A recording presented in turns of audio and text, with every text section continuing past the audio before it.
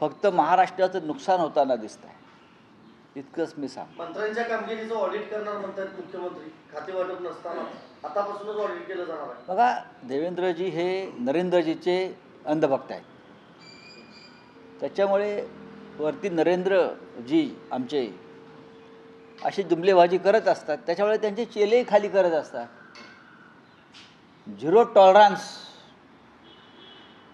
काय भ्रष्टाचाराबाबत zero tolerance ही घोषणा आहे आमच्या नरेंद्रजींची. हा झिरो टॉलरन्सचा विषय जर महाराष्ट्रामध्ये देवेंद्रजींनी राबवला तर त्यांचं 90% मंत्रिमंडळ रिकामं होईल. पण नरेंद्रजी दिल्लीमध्ये सगळ्या भ्रष्टाचारांना आपल्या सभोवती घेऊन बसलेले आहेत.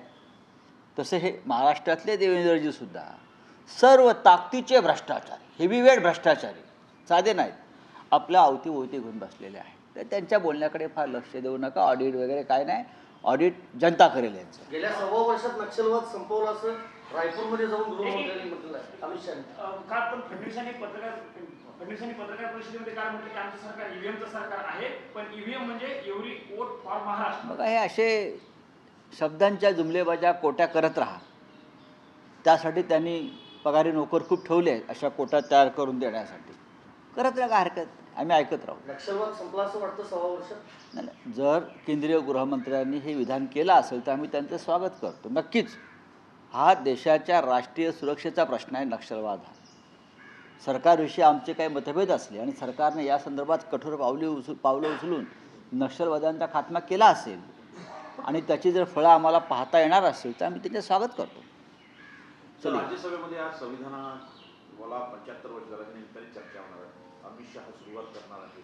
काय वाटतं, जसं लोकसभेत झालं तसं राज्यसभेत होईल? लोकसभेत मोदींनी एक भाषण केलं सुंदर, काही शपथा घेतल्या, काही प्रतिज्ञा घेतल्या. त्यातल्या किती प्रतिज्ञा खऱ्या ठरल्या आणि खऱ्या ठरणाऱ्या त्या आपण 10 वर्ष पाहतोय. संविधान, देशाचे संविधान ही जुमलेबाजी नाही. देशाचं संविधान हे असत्य पुस्तक नाही, असत्यात लिहिणाऱ्यांचं पुस्तक नाही. देशाचं संविधान हा या देशाचा आत्मा आहे आणि संसद हे शरीर आहे आणि त्या शरीरातला हा आत्मा आहे. पण शरीरावर आणि आत्म्यावर सातत्यानं प्रहार करणारे लोक संविधानाची तुणतुणं वाजवताना दिसतात तेव्हा आश्चर्य वाटतं. जर यांना 400 पार खरोखर झाल्या असत्या तर आज संसदेमध्ये संविधान का बदलू नये याच्यावर चर्चा झाली असती. संविधान बदलना कितना ज़रूरी है उसके ऊपर चर्चा होती. लेकिन 400 पार का नारा जनता ने ब्रेक लगाया, इसलिए संविधान पर चर्चा हो रही है. गेल्या 3 आठवड्यामध्ये गोंधळ पाहायला मिळाला. 4था आठवडा आहे, शेवटचा आठवडा आहे अधिवेशनाचा. आज खरं तर कार्यसूचीमध्ये होतं 1 नेशन 1 इलेक्शन मांडलं जाईल, पण अचानकपणे लोकसभा सचिवालयानं तो मुद्दाच काढून टाकलाय. आज मांडलं जाणार नाही विधेयक. नाही, हे सोपं नाही आहे. हे विधेयक मांडणं, चर्चेला आणणं इतकं सोपं नाही आहे.